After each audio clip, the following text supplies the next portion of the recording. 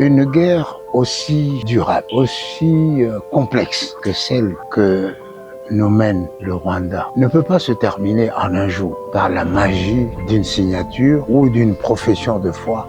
L'attaque d'Uvira est une preuve, s'il en est, de la mauvaise foi du président Kagame qui n'a pas empêché ou interdit à ses troupes d'attaquer une ville alors que nous sommes sous le contrat de paix.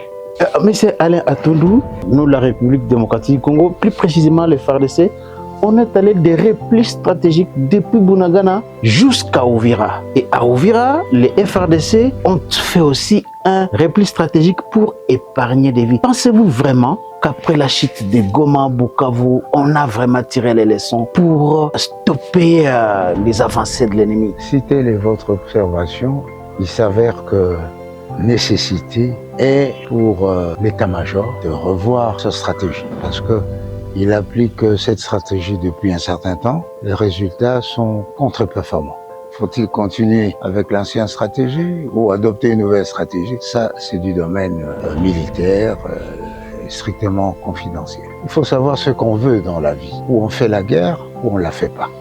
Lorsque les Alliés avaient bombardé Berlin pour la capitulation, ils n'ont pas tenu compte des citoyens qui étaient là-bas. En principe, quand vous faites la guerre, ne pensez pas à la reconstruction. C'est pas votre rôle. Détruisez, tuez, c'est votre rôle. L'humanitaire a ses acteurs, la reconstruction du pays a ses acteurs. Vous ne voyez pas que si on reste seulement focus sur la diplomatie, on risque de voir le Rwanda demain à Kalemi, Lubumbashi, ainsi de suite, continuer toujours à conquérir des territoires et avoir beaucoup plus d'arguments de négociation, comme vous venez de le dire? Je vous dis, une guerre, d'abord, c'est le théâtre des opérations. Il faut se battre. Il faut se battre. Il faut se battre. Deuxièmement, c'est la diplomatie. Troisièmement, c'est l'humanitaire. Donc, pour garantir une position de négociation crédible, il faut avoir une force dissuasive. Quelle est la composition de notre armée et la composition de notre chaîne de commandement? Et vous allez remarquer qu'il y a des infiltrés, il y a des traîtres. Il faut résoudre ce problème par des sanctions exemplaires. Un traître, on sait ce qu'il mérite. Eh bien, un infiltré,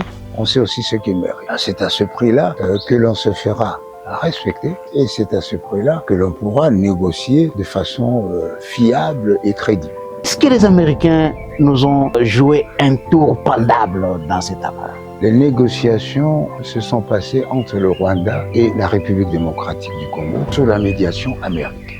Et par ailleurs, même si l'événement n'a pas connu le même éclat, le même écho, nous avons un accord de minerais contre sécurité. Donc les Américains sont aussi intéressés que les rapports avec le Rwanda puissent s'assainir afin de permettre une meilleure exécution du deal.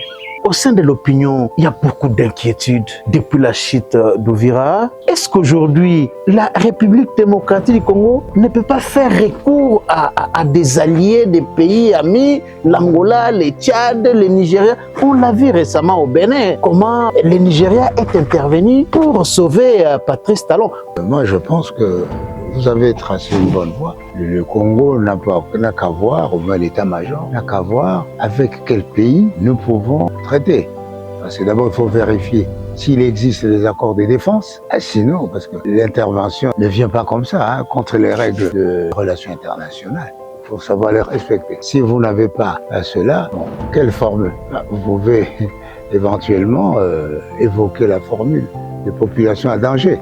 Vous pensez à quel pays, par exemple? Le Maroc. Nous sommes alliés stratégiques dans leur guerre pour la récupération de Sahara occidental. Souvenez-vous, nous avons par exemple le Nigeria. Le Nigeria, souvenez-vous, Mobutu a envoyé nos avions soutenir le président Yakubu Gowon contre Ojukwu et contre la France du général de Gaulle. Aujourd'hui, au Tchad, tout le monde sait que s'ils sont ce qu'ils sont, c'est à cause de Mobutu. Nous avons beaucoup d'alliés que nous pouvons approcher. Il y a aussi des alliés stratégiques pour le futur. Le minerai contre sécurité, c'est pas seulement pour les États-Unis.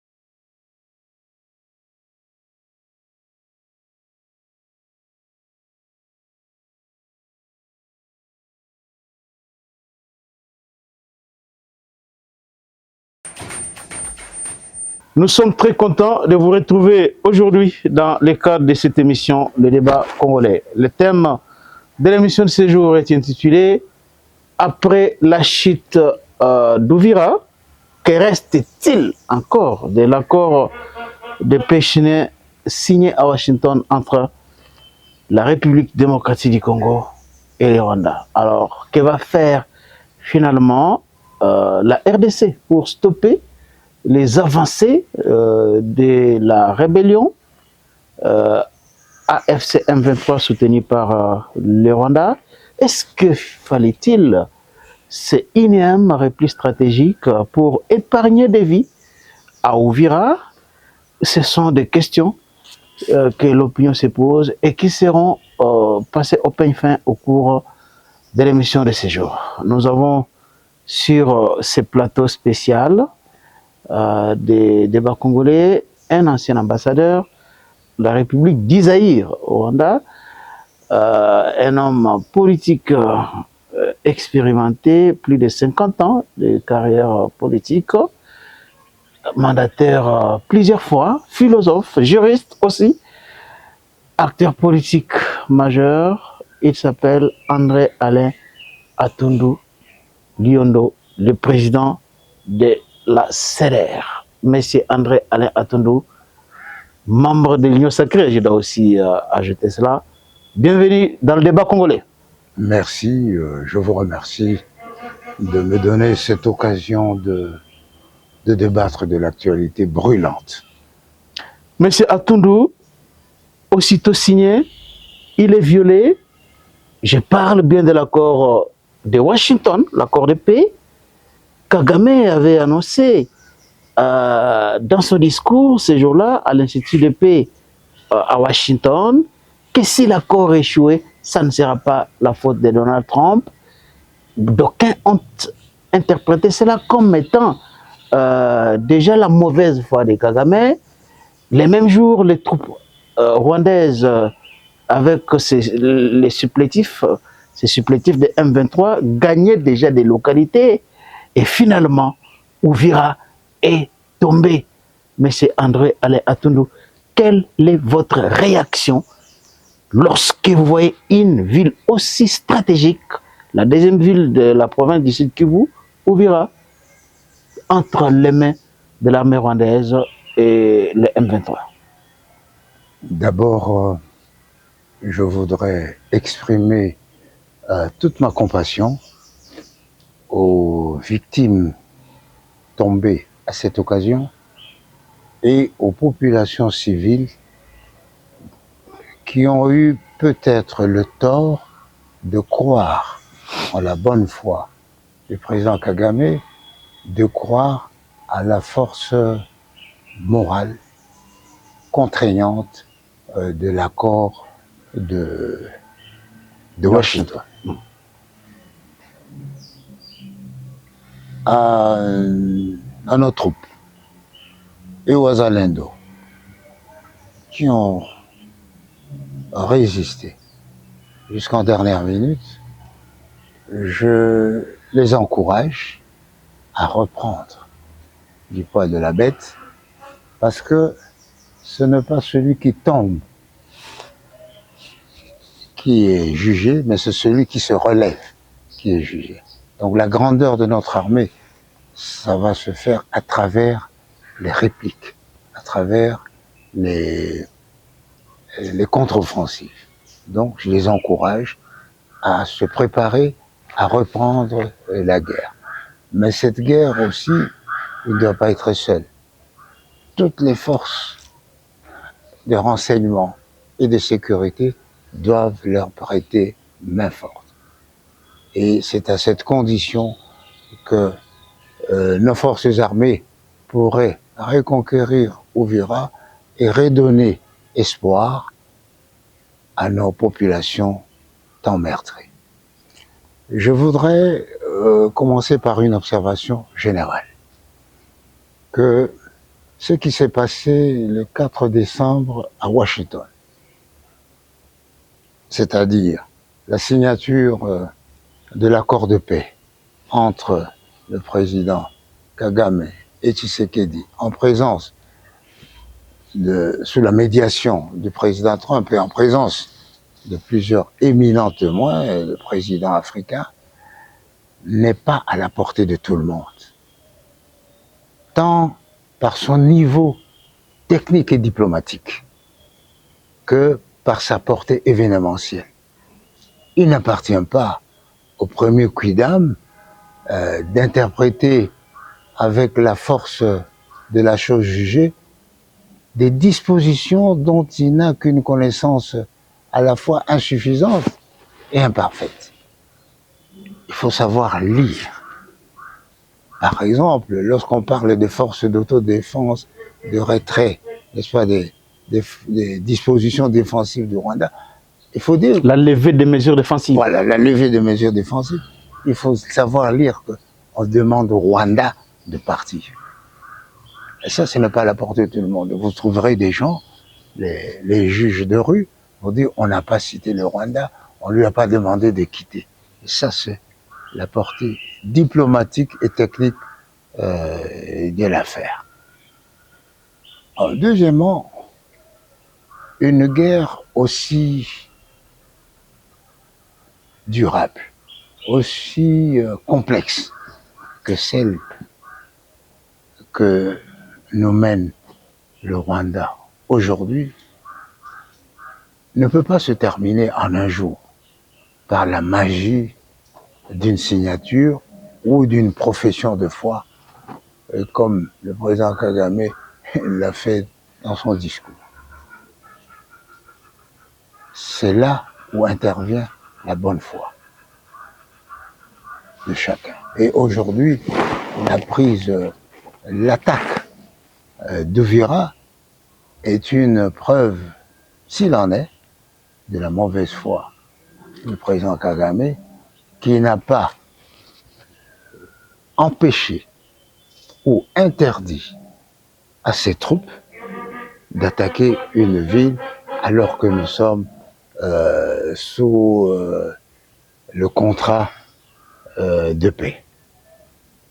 Donc, ça c'est très important de le savoir.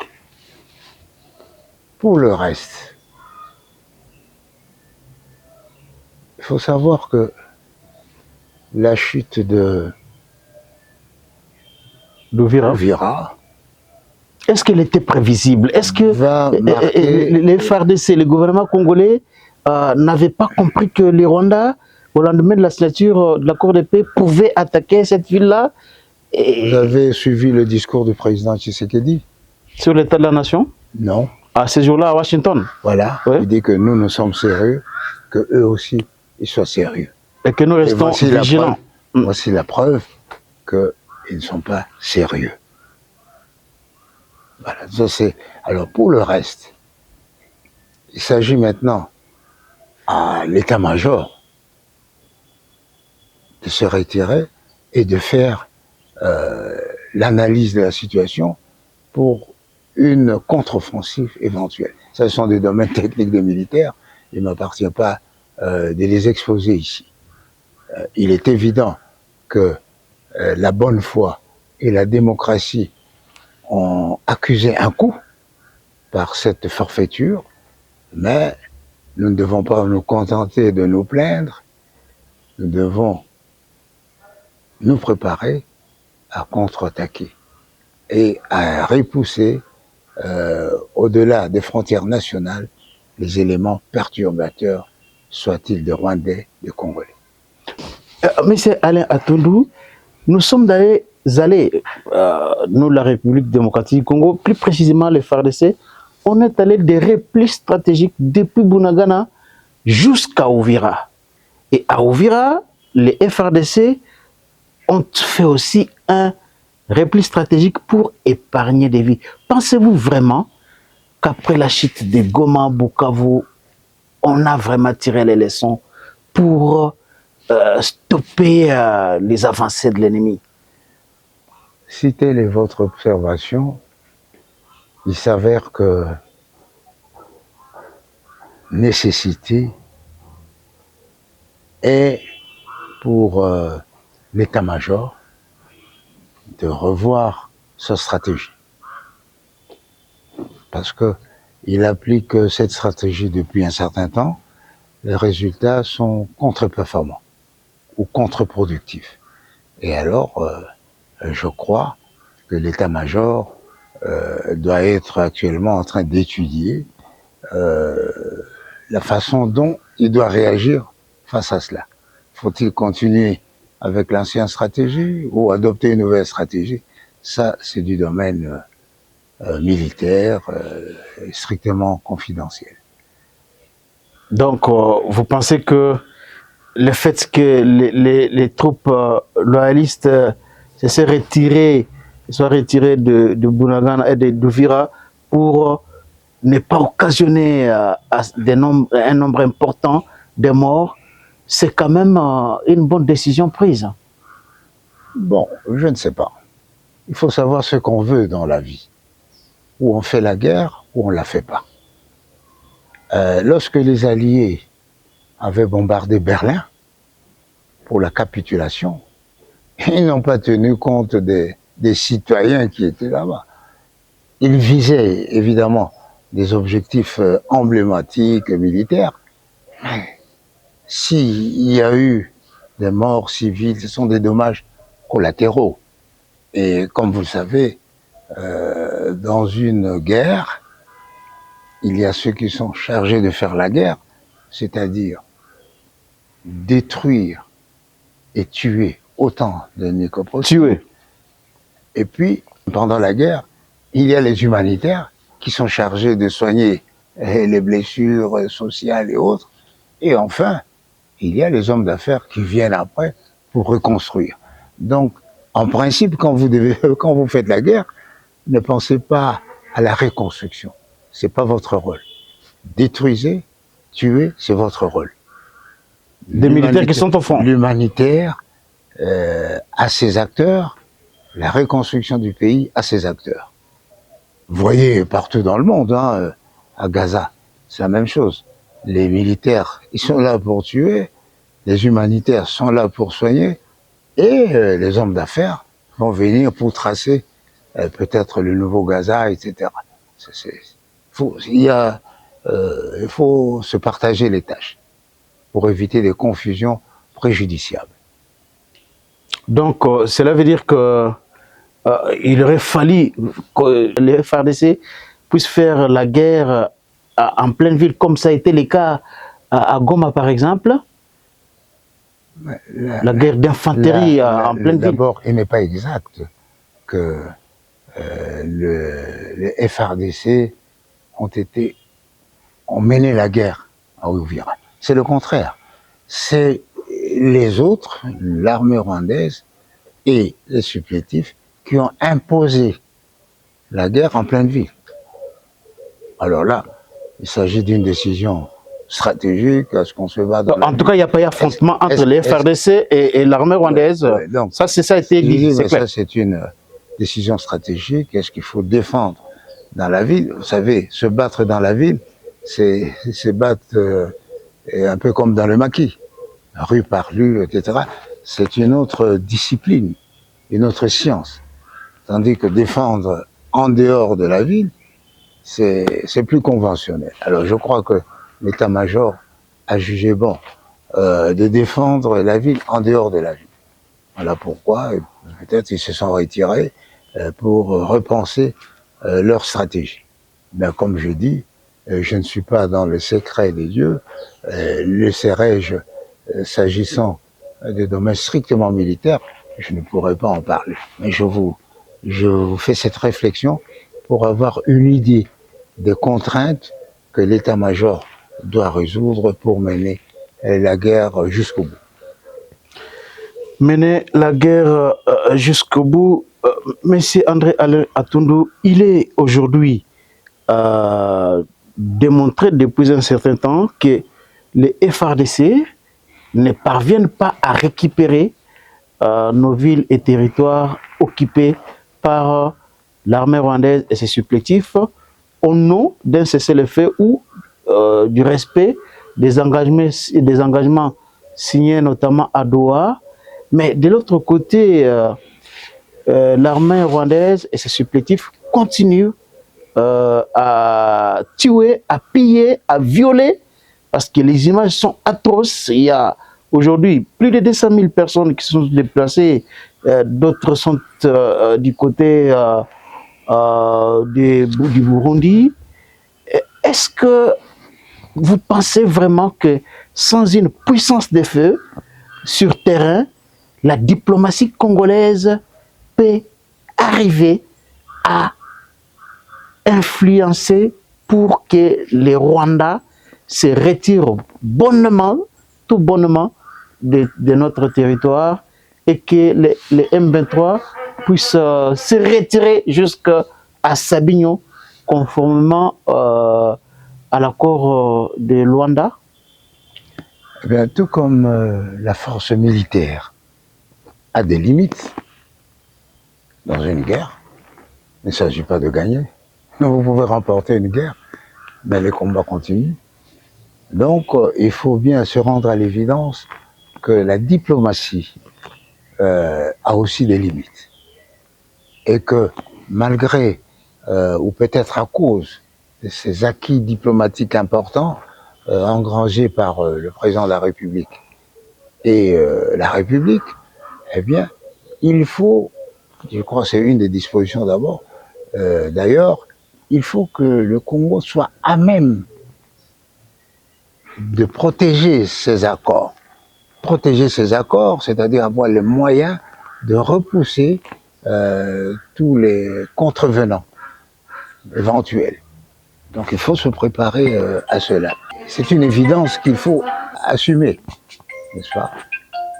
La force militaire et les positions sur le terrain ont vocation à être des arguments des négociations.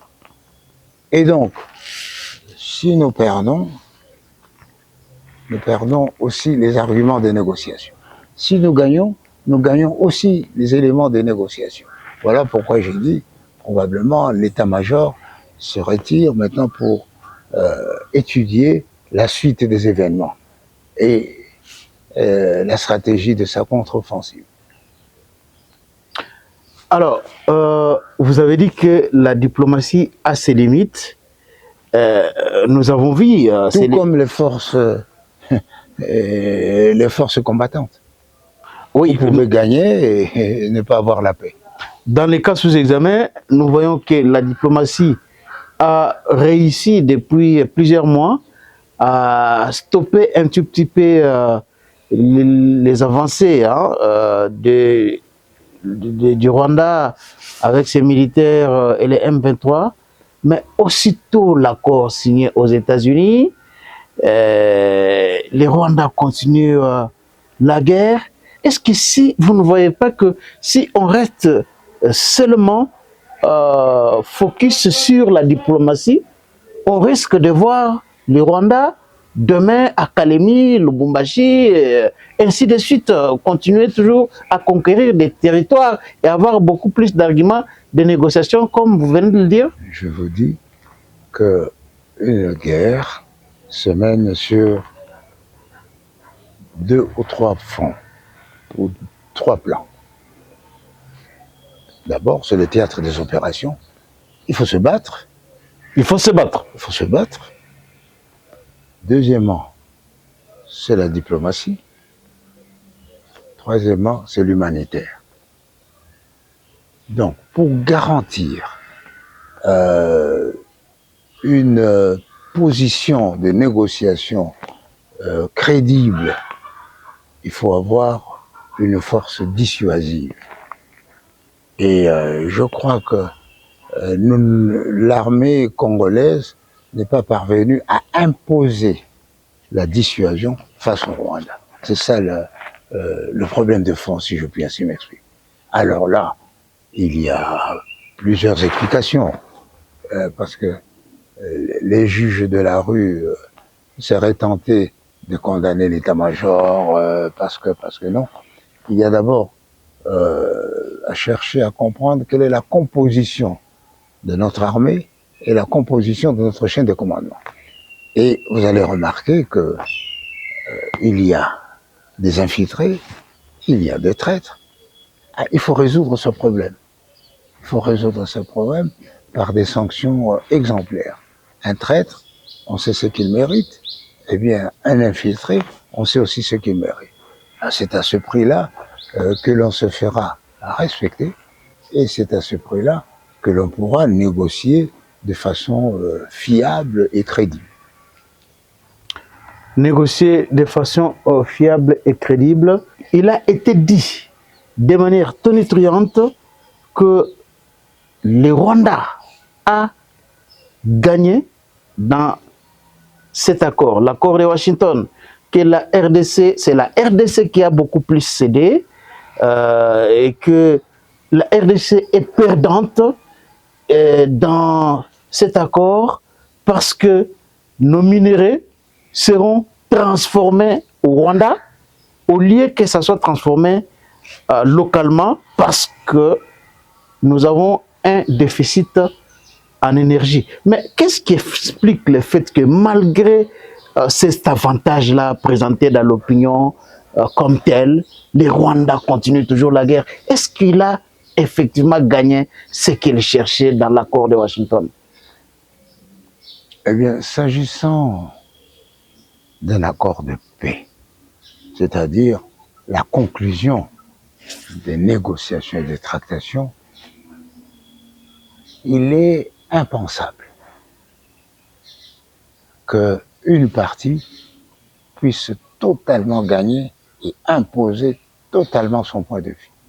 Alors là, on parle de capitulation et on se rappelle que, tiens, après la Première Guerre mondiale, il y a eu cet accord effectivement où l'Allemagne devait tout payer et c'est ça qui a servi de déclencheur de la Deuxième Guerre mondiale des années après pour se venger. Et donc, nous ne pouvons pas dire que nous avons perdu sur toute la ligne. Kagame ne peut pas dire qu'il a gagné sur toute la ligne.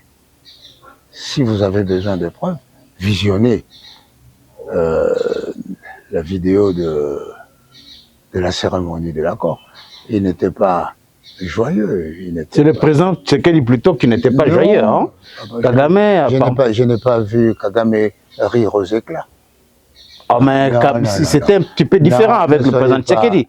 C'est le président Tshisekedi qui avait les traits tirés. Hein. Non, je remarque, je vous parle d'une lecture.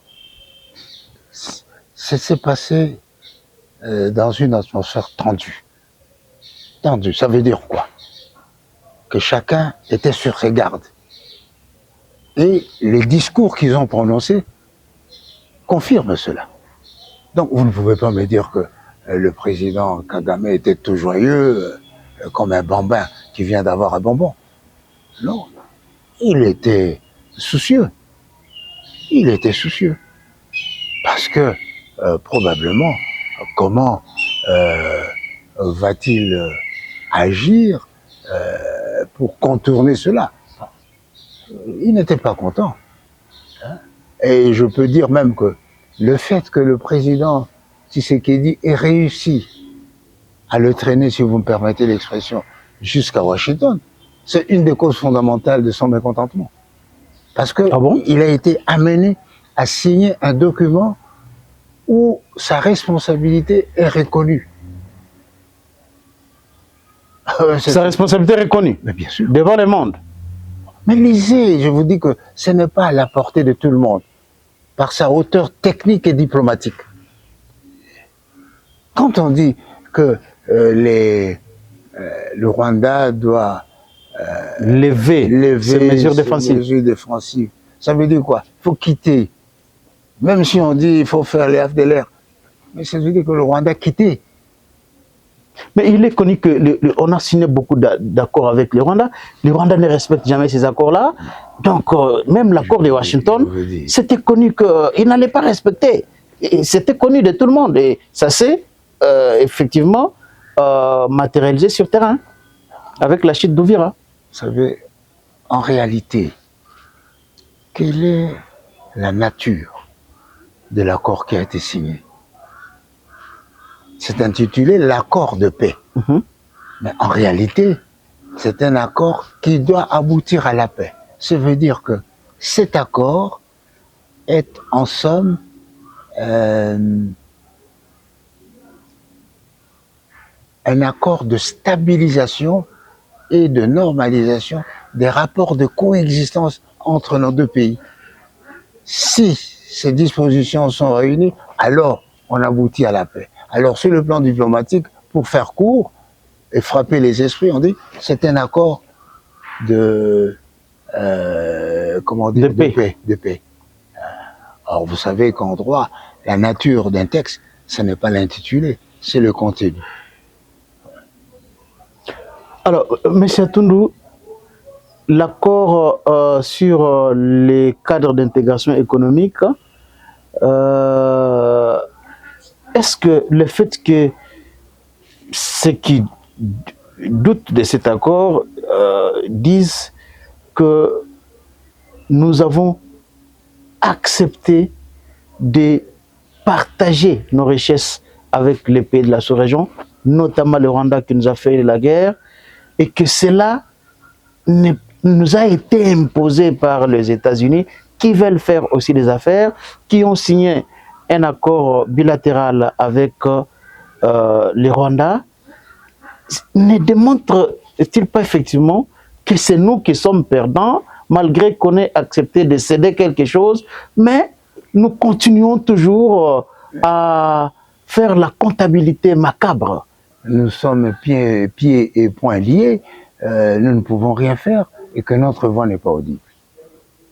Voilà, quand vous dites que nous sommes perdants complètement, c'est excessif. Je vous dis, c'est un accord. Et la pertinence d'un accord, c'est d'être équitable et équilibré en fonction des demandes de chaque partie. Alors, s'il s'avère dans les faits que cet accord n'est pas équitable et déséquilibré, eh bien ça devient un accord précaire. D'ici 5-10 ans, ou même avant, eh bien les gens vont contester. C'est-à-dire que si le Congo parvient à améliorer sa position, eh bien il va contester. Si le Rwanda parvient à augmenter la qualité de sa position, eh bien elle pourra demander.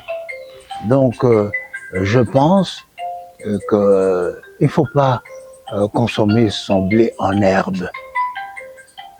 Nous avons vu un champ, nous allons planter le blé, nous aurons le blé, nous en ferons du pain. Mais entre le champ que l'on voit en friche et le pain, il y a loin de la coupe polaire. Donc nous devons d'abord couper, préparer la terre, planter, entendre le temps qu'il faut, récolter et vendre. Donc aujourd'hui, on ne peut pas faire un raccourci entre la signature et les dispositions d'aujourd'hui et la fin immédiate et instantanée de la guerre. C'est une naïveté diplomatique et politique. Mais M. Atundu, on croyait, tout le monde presque croyait que le fait que l'on est allé aux États-Unis, on est allé voir les Américains, c'était effectivement que nous puissions avoir la paix. Parce que les Américains ont toujours été présentés depuis des décennies comme étant un allié stratégique du Rwanda. Mais comment vous expliquez le fait que, après que l'accord ait été signé devant les médias du monde entier, que Kagame puisse violer cet accord-là? Est-ce que c'est en complicité avec les États-Unis? Parce que vous avez suivi Kagame dire qu'il a félicité le président Trump parce qu'il était impartial, il n'a pas pris parti d'aucune partie, permettez-moi la tautologie. Est-ce que les Américains nous ont joué un tour pendable dans cet accord? Les négociations se sont passées entre le Rwanda et la République démocratique du Congo sous la médiation américaine.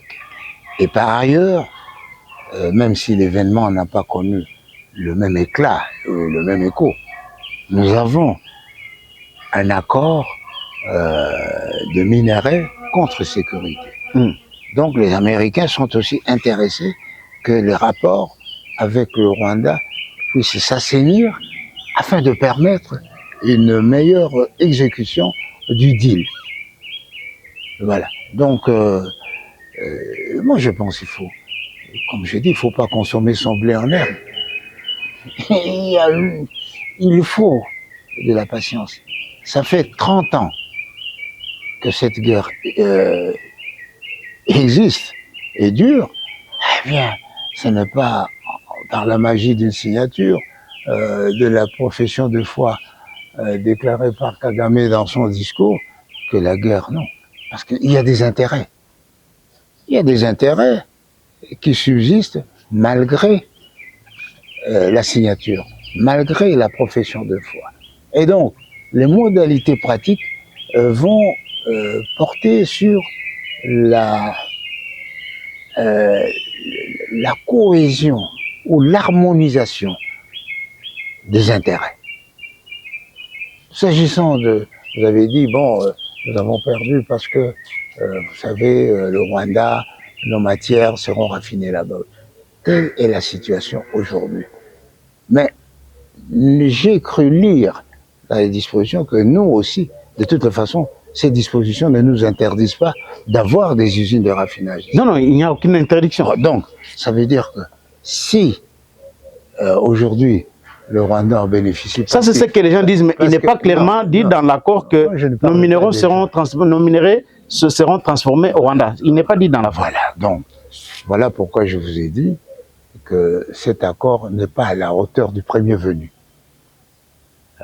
Faut réfléchir pour savoir. Parce qu'il y a des exigences aussi pour nous.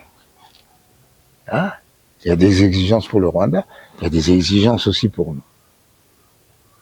Mais Yatoundou, vous expliquez comment le fait que Kagame, présenté depuis toujours comme allié des États-Unis, soutenu par les États-Unis, aujourd'hui, il signe un accord aux États-Unis devant les présidents américains, mais il viole cet accord-là.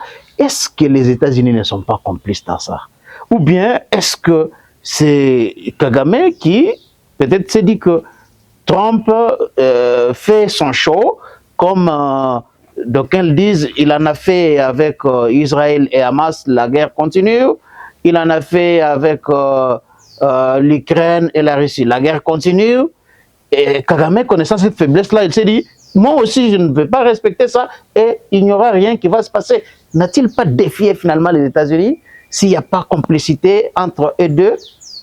Je n'irai pas jusqu'à dire qu'il y a complicité, mais je crois qu'il y a une certaine maldonne de la part du président Kagame.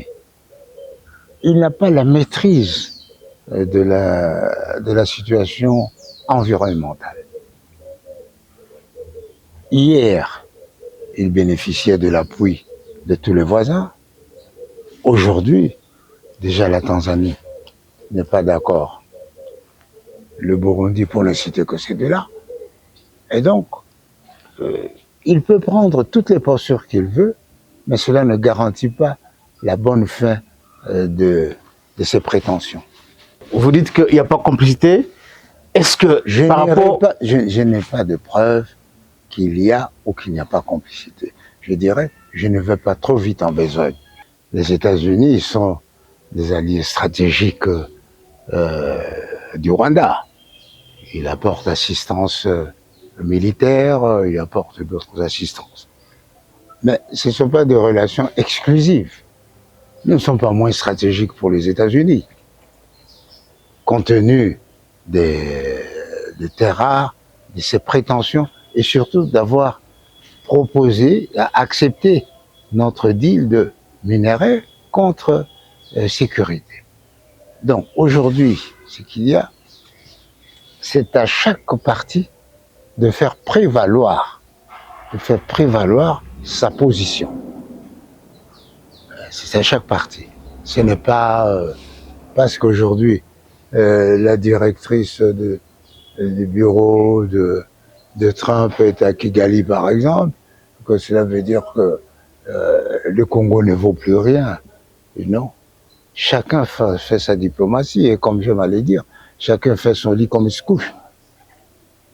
Donc, nous devons avoir confiance en nous-mêmes, foi en notre destin et au destin, à notre vocation. Monsieur André Alain Atondou, au sein de l'opinion, il y a beaucoup d'inquiétudes. Depuis la chute d'Ouvira, les gens pensent que comme Goma est tombé, Bukavu est tombé, finalement Ouvira, que ça sera encore peut-être dans 3-4 jours ou une semaine ou un mois, Kalemi et puis Lubumbashi. Est-ce qu'aujourd'hui, la République démocratique du Congo ne peut pas faire recours à des alliés, des pays amis, l'Angola, le Tchad, le Nigeria? On l'a vu récemment au Bénin, comment le Nigeria est intervenu pour sauver Patrice Talon. Pourquoi le Congo ne peut pas faire ça? Pour ne fût-ce qu'arrêter un peu les avancées du Rwanda et ses supplétifs. Eh bien, dans la situation actuelle, le Congo aurait intérêt à compter plus sur la coopération bilatérale d'État à État que sur la coopération multilatérale, une organisation où il y a plusieurs États. D'abord, voter une résolution, c'est un travail laborieux. Exécuter cette résolution, c'est encore plus éreintant. Donc, moi, je pense que vous avez tracé une bonne voie. Là, le Congo n'a qu'à voir, au moins l'état-major, n'a qu'à voir avec quel pays nous pouvons traiter. Parce que d'abord, il faut vérifier s'il existe des accords de défense. Sinon, parce que l'intervention ne vient pas comme ça, hein, contre les règles des relations internationales. Il faut savoir les respecter.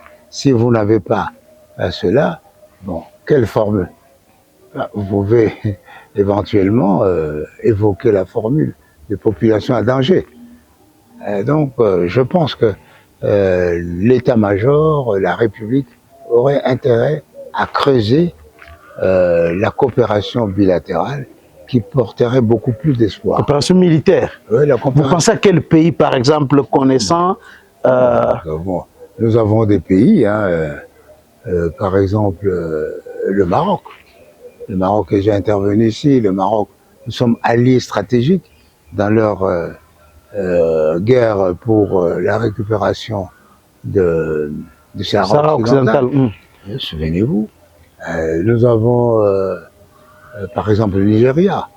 Le Nigeria, souvenez-vous, Mobutu a envoyé nos avions soutenir le président Yakubu Gowon contre Ojukwu et contre la France du général de Gaulle. Dans la guerre de Biafra, je crois. Oui, la guerre de Biafra.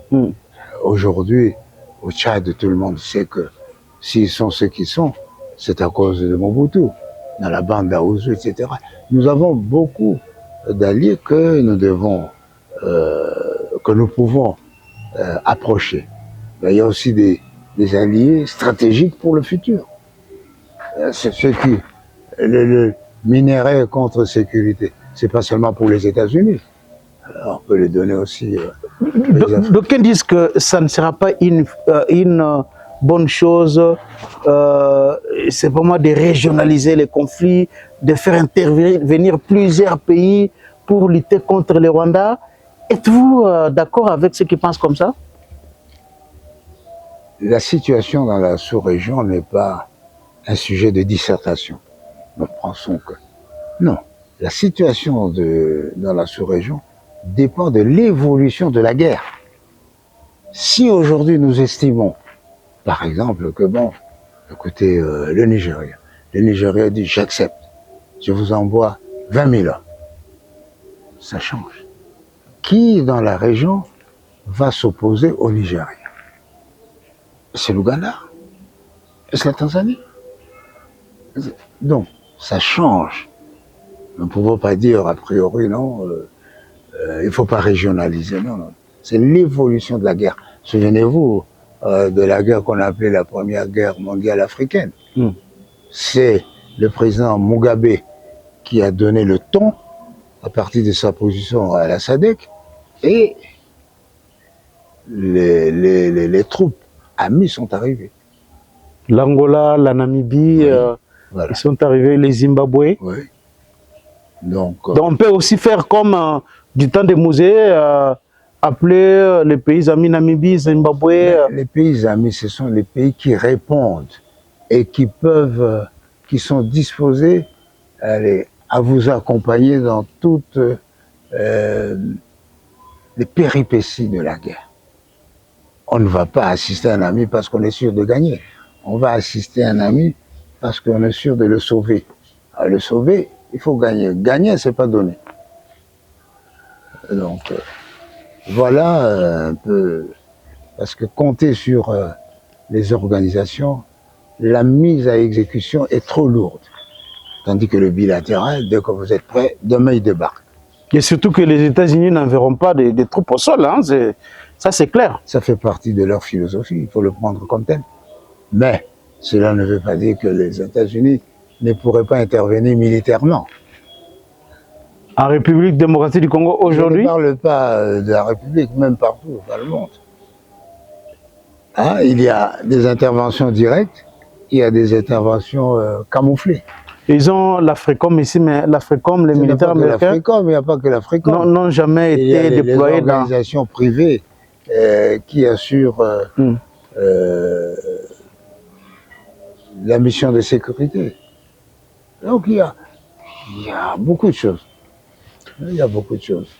Mais je dois vous dire que le Congo et le président Tshisekedi ne sont pas seuls. Ils ont des alliés stratégiques, ils ont des alliés inconditionnels. C'est à nous de les encadrer, de les motiver et de tracer le cap. Alors, nous sommes allés, vous avez dit, minerai contre sécurité. La sécurité, on n'en a pas jusque-là. Plus de 400 morts à Ouvira. Mais ce n'est pas encore entré en exécution. Tout à fait. C'était un accord signé, mais non appliqué. Non appliqué jusque-là. Est-ce que vous pensez que c'était vraiment le moment pour la RDC d'aller vers les États-Unis? Parce qu'au pays, l'opposition demandait déjà qu'avant que le président Tshisekedi puisse aller signer cet accord-là avec les États-Unis, il fallait d'abord consolider la cohésion à l'interne afin d'avoir une vision globale au lieu d'aller vers une puissance comme celle-là, au risque de voir les minéraux de notre pays bradés sans une vision claire auprès d'un pays aussi puissant comme celui-là. Il ne faut pas cocufier la démocratie. Le président de la République a reçu, par sa victoire électorale incontestable, il a reçu le droit d'agir, de vouloir, de parler et de représenter le peuple congolais. Donc, lorsqu'il prend une initiative qui entre dans ses prérogatives, on ne peut pas le condamner pour cela. La cohésion nationale doit se faire autour de l'agression, autour du président de la République pour repousser ce que nous adresse. C'est ça d'abord. Ça n'a rien à voir avec un dialogue politique où on va se partager les responsabilités, etc. Mais d'abord, aujourd'hui, il faut manifester son adhésion aux propos du chef de l'État pour chasser les agresseurs. C'est tout. Même si l'opposition souligne que c'est le président de la République qui est responsable de ce qui nous arrive, parce qu'il n'avait pas tiré les leçons depuis Bunagana jusqu'à aujourd'hui, et qu'il faut maintenant un tour de table. Qu'est-ce qui nous arrive? Ne coupez pas l'histoire. C'est ce qui nous arrive, nous était déjà arrivé, lorsque ces gens-là étaient au pouvoir. la plupart, aux affaires. Alors qu'est-ce qu'ils ont fait? Est-ce qu'ils n'ont pas commis une sorte de délit d'initié? En disant, bon, nous allons nous retirer, mais nous allons faire ceci pour avoir cela. Il faut pas avoir honte de la démocratie chez soi. Ce n'est pas parce que le président Tshisekedi est chef de l'État qu'aujourd'hui les autres ne valent rien.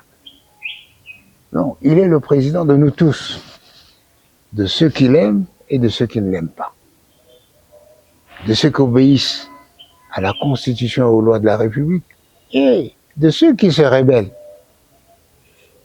D'où il doit réunir tout le monde. D'où tout le monde doit avoir la conscience nationale et patriotique de se mettre autour du président pour combattre l'agresseur. Quand cette étape est terminée, alors nous pourrons discuter dans la sérénité. Il ne s'agit pas de... Personne ne peut refuser les dialogues. Bon, en tant que philosophe, en tout cas, je ne peux pas refuser les dialogues parce que sociologiquement, c'est le principe actif d'une société. Une communauté qui ne dialogue pas et qui est une communauté appelée à disparaître. Et donc, c'est une nécessité à la fois logique et de fait. Aujourd'hui, certains disent que Kabila serait à la base de la corruption au sein des FARDC, même lors de la chute d'Ouvira ici, qui a eu beaucoup d'argent pour les achats de conscience de certains officiers, et quelqu'un comme lui qui est à la base de la rébellion AFC M23, et il n'est pas, il est hors de question de voir Kabila en face de Tshisekedi et les autres acteurs politiques pour échanger. Dans quel cadre, s'il vous plaît? Dans un cadre d'un dialogue national pour la consolidation de l'unité nationale. Les mots ont une connotation contextuelle. Le dialogue national aujourd'hui, c'est d'abord évacuer l'esprit de Sun City qui a donné la part belle aux belligérants. 3 vice-présidents, en plus le président de la République, ça fait 4, contre un vice-président.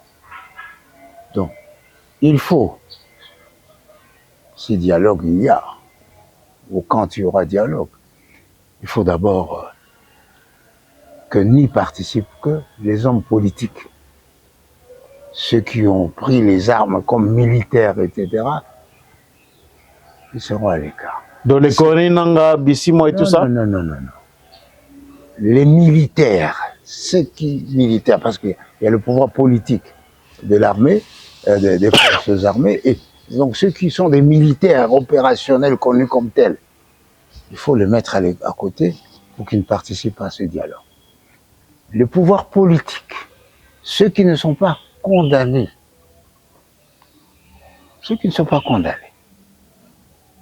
peuvent participer. Ceux qui sont condamnés ne peuvent pas, évidemment.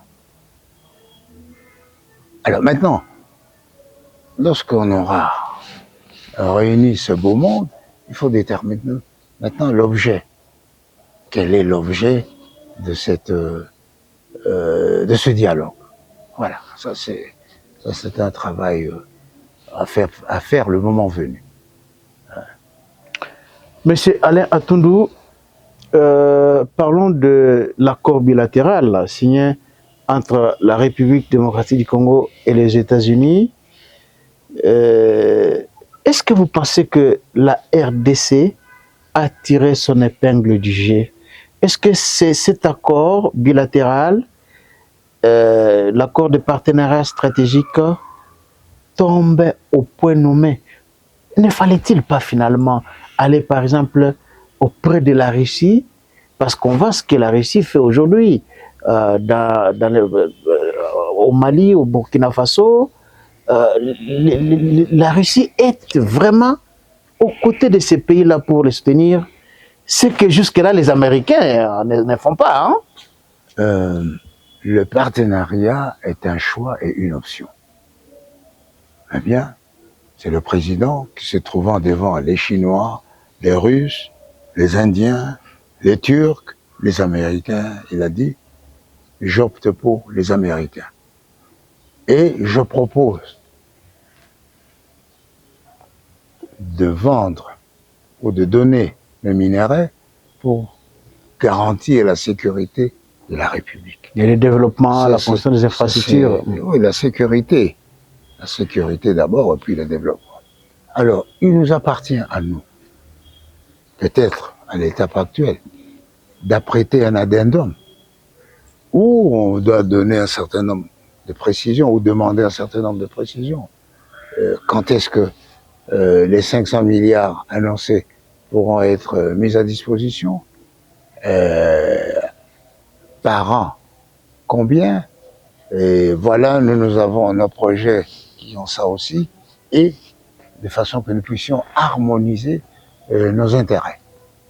Parce que pendant que nous voulons utiliser ces 500 milliards, les Américains voudraient aussi utiliser les minerais. Donc il faut, j'ai dit le principe, il faut qu'il y ait un équilibre, un contrat équilibré, équitable en fonction des objectifs de chacun. Nous avons un déficit énergétique connu. Jusque-là, on n'arrive même pas à fournir de l'énergie comme il faut aux grandes entreprises qui sont dans les Lualaba, les Katanga. On s'engage avec les États-Unis avec ces déficits énergétiques. Vous pensez que ça a été vraiment bien réfléchi, même si on a parlé des Inga, des développements du grand Inga dans cet accord? Nous, et c'est la première fois qu'on discute avec les Américains. Bon, ils étaient ici, hein, de minerais. avec Tenke Fungurume. Ce sont les Américains qui ont quitté Tenke Fungurume. Tout à fait. Et ça pourquoi? Maintenant, ils reviennent en acceptant notre proposition. Ils doivent savoir pourquoi. Ils doivent savoir pourquoi. Parce que où va se situer cette exploitation? On ne l'a pas précisé. Tout à fait. Donc il faut d'abord savoir où va se situer cette exploitation. Mais ils veulent le cobalt, ils veulent le cuivre, des minéraux qui sont localisés. Ça, après. Bon, c'est à nous de préciser. Voici l'aire d'exploitation. Voici les sources d'énergie. Voici le type de minerais et leur teneur. Voici leur évaluation. Je prends l'hypothèse où c'est à peu près les 500 milliards. Bon, ça fait 500 milliards. Mais vous n'allez pas l'exploiter immédiatement. C'est par échéance. Première année autant, la deuxième, voilà, pendant 15 ans, vous faites ça. C'est ça le deal. Le deal, c'est le principe, mais les modalités pratiques, c'est l'application. C'est l'exécution du deal, qui demande beaucoup plus de recherche concrète. Voilà. Vous êtes trop philosophique. Non, je ne suis pas philosophique. C'est comme ça. C'est comme ça. Deal, minerai contre sécurité. Bon, les Américains nous disent qu'en minerai, nous voudrions avoir le cobalt, le cuivre, etc., etc. Nous sommes d'accord, nous devons leur dire dans quel espace nous allons leur accorder cette exploitation, quels sont les minéraux qui sont contenus, quelle est la teneur de ces minéraux. Ça a été dit dans l'accord de partenariat stratégique, quelle est la valeur dans les 30 jours. Alors maintenant, non, j'explique d'abord, je ne parle pas de l'accord. Maintenant, de notre côté, nous devons chercher à savoir ce que ça veut dire la sécurité. La sécurité, est-ce que c'est la sécurisation du site d'exploitation ou la formation de nos forces armées, leur armement, les manœuvres, les exercices? Voilà, ça ce sont les modalités pratiques. C'est pourquoi je dis, bon, peut-être qu'on sera obligé de faire un addendum comme contrat, on dit non, voilà ça veut dire ceci, voilà ça veut dire ceci. Il y aura plusieurs protocoles, ça a été, et c'est annoncé même dans l'accord de partenariat stratégique, il y aura plusieurs protocoles qui vont encore signer. Alors, M. André Atundu, le président Tshisekedi, nous allons jeter par là, s'est adressé à la nation dans un discours fleuve de 2 heures 20 minutes, 2h30. Et il a annoncé beaucoup de choses qui ont été réalisées au cours de l'année 2025 et ceux qui le seront en 2026. Comment avez-vous trouvé les discours du président Tshisekedi? Encore une fois des promesses, alors que les gens, l'opposition dit qu'on l'attendait pour qu'il dise effectivement ce qu'il a fait des promesses de l'année passée. Quelle est la particularité du discours sur l'état de la nation? En quoi consiste l'état de la nation? Le président l'a défini. Ça consiste aux réalisations, ça consiste aux défis, c'est-à-dire les réalisations qui ne sont pas encore exécutées.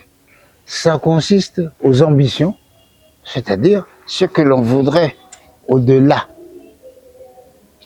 En plus, il a abordé quelques problèmes concrets, comme l'insalubrité de la ville, les embouteillages, l'insécurité urbaine, etc.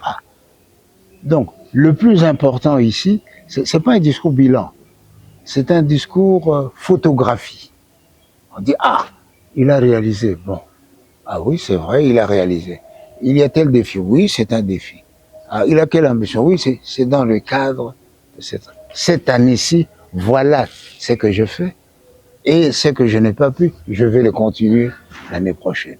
C'est ça, la particularité et la nature du discours sur l'état de la nation. C'est de peindre une fresque réelle de la vie de la nation en ce mois de décembre finissant. Merci beaucoup, M. Atundu. On est à la fin de cette émission.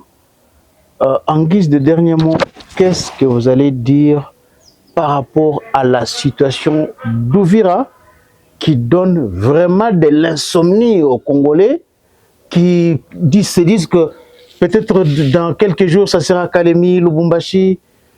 Qu'est-ce que vous pouvez dire à cette population qui s'inquiète parce qu'il y a beaucoup de déplacés aujourd'hui, plus de 200 000, 7 millions de déplacés internes, de réfugiés, beaucoup de morts. La situation s'aggrave chaque jour. Porter dans leur conscience le véritable responsable de cet état des choses. Ce n'est pas le président Tshisekedi, ce n'est pas l'armée. C'est le Rwanda et le M23 qui ont provoqué le déplacement, qui ont provoqué des destructions, qui ont provoqué des morts d'hommes. Donc ils doivent savoir que c'est eux leur ennemi. Quoi qu'ils disent, j'entends, n'ayez pas peur, les soldats sont là pour vous défendre, mais il y a 200, 400 morts. Donc, ça c'est la chose la plus... Deuxièmement, il ne faut pas perdre foi au destin de son pays. Nous allons, le destin de notre pays est de nous relever et d'être le porte-étendard de l'Afrique.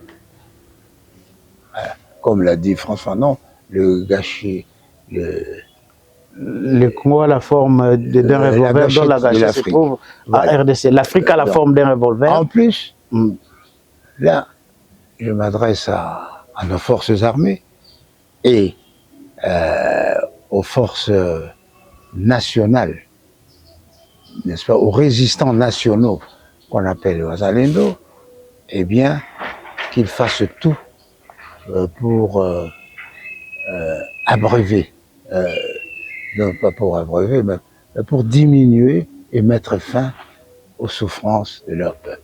Ils doivent se battre pour que nos populations puissent rentrer chez eux. Et à l'armée?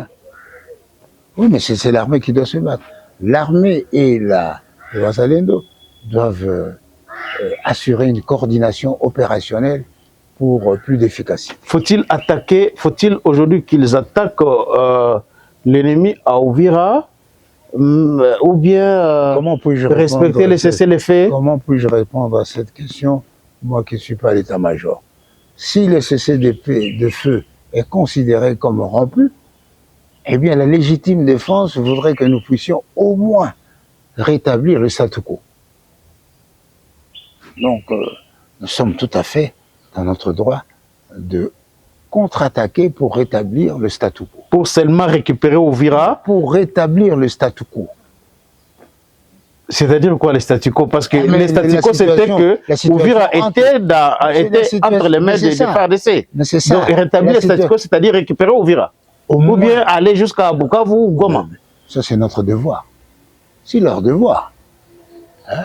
Donc le cessez-le-feu signifie quoi pour le moment? Est-ce que c'est récupérer, en récupérant Ouvira, on aura violé le cessez-le-feu ou bien en allant jusqu'à Bukavu? Non. On ne viole pas le cessez-le-feu si nous contre-attaquons à Bukavu. On ne viole pas le cessez-le-feu? Non. Non, mais le cessez-le-feu, c'est que chaque parti doit garder ses positions. Voilà. Les M23 gardent ses positions. Pourquoi ils ont modifié? Donc, nous sommes dans l'obligation, je l'ai dit, de rétablir le statu quo, comme on dit, la situation ante. Lorsque nous avons signé les accords, eh bien, ça s'arrête là. On était là. Ben écoutez, rentrez jusque-là.